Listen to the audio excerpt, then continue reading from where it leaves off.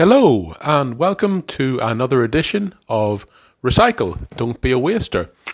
In today's episode, I want to talk about, I suppose, changes that I have made in the last week or so, which are probably something I didn't expect I would do a few weeks ago. I was in a gym and I was drinking a bottle of water, and a guy told me, "You should not drink from plastic bottles." And I thought he was referring to, recycling and issues like that. But he was referring to the health issues, particularly for men, from drinking water and other things from plastic bottles.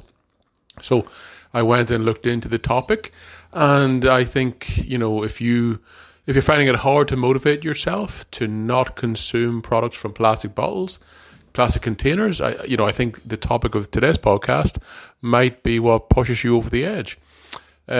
Plastic bottles, plastic containers, plastic wrap, it is convenient, it is cheap, it is ubiquitous, it is literally everywhere. And we're now in a scenario where you need to really make an effort not to use them, consume things from them, stuff like that. So, I think you're asking, what is the reasoning? Why is what a change for me? And this guy, he said that plastic bottles are having a massive impact on men's fertility levels, which is sperm counts and testosterone and things like that. Somewhere at the back of my mind, I had heard this stuff before, I'll be honest. Obviously working in recycling and, doing a podcast like this on a regular basis, it is, you'd imagine I know quite a bit about this. But, this is something that was maybe at the back of my mind. I was aware that, if I'd heard before that if a plastic, a drinks bottle, a bottle of water was maybe you'd left it in the car in the sunshine, you shouldn't drink from it, or, you shouldn't refill a plastic bottle was something I had in my mind. But, look, I'll be honest, I didn't know the reasons. I hadn't really read into it. I had rough knowledge, I think, or background knowledge somewhere of issues with BPA and stuff like that, and maybe plastic leaching into the water, but it was, very rudimentary. So, first thing I did was I watched a podcast with Joe Rogan, on Spotify, or listened to a podcast, I should say, with an American doctor, a female doctor called Shanna Swan. Sorry if I mispronounced that, but we'll link to it in the show notes below. She is a PhD, I don't believe she's not a medical doctor, not a GP style doctor, but more of a PhD scientific researcher. And very interesting podcast covering, she is, I think, the global specialist in the impact of plastics and, what the impact it has on reproductive health, and particularly, it impacts many, but at least this podcast covered the male aspect of it and how it impacts male fertility. Because, and again, I'm not a scientist, so I may say some things incorrectly, but the male sex is apparently the weaker sex when it comes to genetics, and we may be more pig-headed and stubborn, but I think I think it's generally accepted that we are more susceptible to environmental pollutants than females, who are stronger in that regard. And so males are apparently impacted more significantly by the prevalence of pesticides, chemicals, pollutants generally, and one big one is plastic.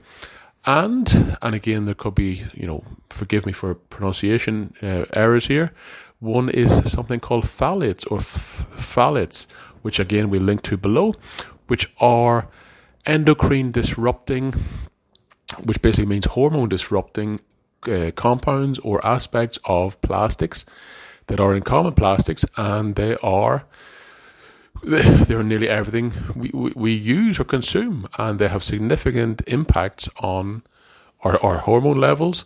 And when we say our hormones, we are basically saying for the man of our species, the male of our species, and again, this does not just impact humans by any means, it also is causing significant impacts pardon me, on plant and animal life. But in this podcast, we will focus just on humans. And these, I think some of you can split them into two different types. Some you'll have heard of, such as BPA, which has a very bad reputation. But other ones, which the phthalate family, I suppose is a term, which I wasn't really aware of, but some of them can be characterized, they're generally included in plastics to make them softer and malleable, and others are included to make them harder. And also we have them in things like cosmetics, stuff as wide-ranging as makeups, as shaving foam, all these different products, often to add a smell or a fragrance to the product. These things will also be included. And there is a lot of evidence that these products mess with or impact through the endocrine disrupting aspect, mess with our hormones. And they have a significant impact on male testosterone and down the line male sperm count. So I'll be honest, I think it's anyone interested in plastic or recycling or the environmental aspects of this, I would highly recommend listening to that podcast, obviously, which is free. And the second thing I did was on Audible, I've downloaded the book Countdown, which is really this Dr. Swan's book about this general topic and the impact these things are having on fertility globally. Some of the forecasts are truly horrifying, truly terrifying, really, that if we do not address these, we will be facing demographic real crisis within the next 20, 30 years, if not sooner. So I'd highly recommend that book to you. I'd highly recommend, just as a first port of call, listening to that podcast on the Joe Rogan podcast. It's the usual Joe Rogan style, his style of interview. It runs to an hour, probably an hour and a half, I assume. It goes into detail on it.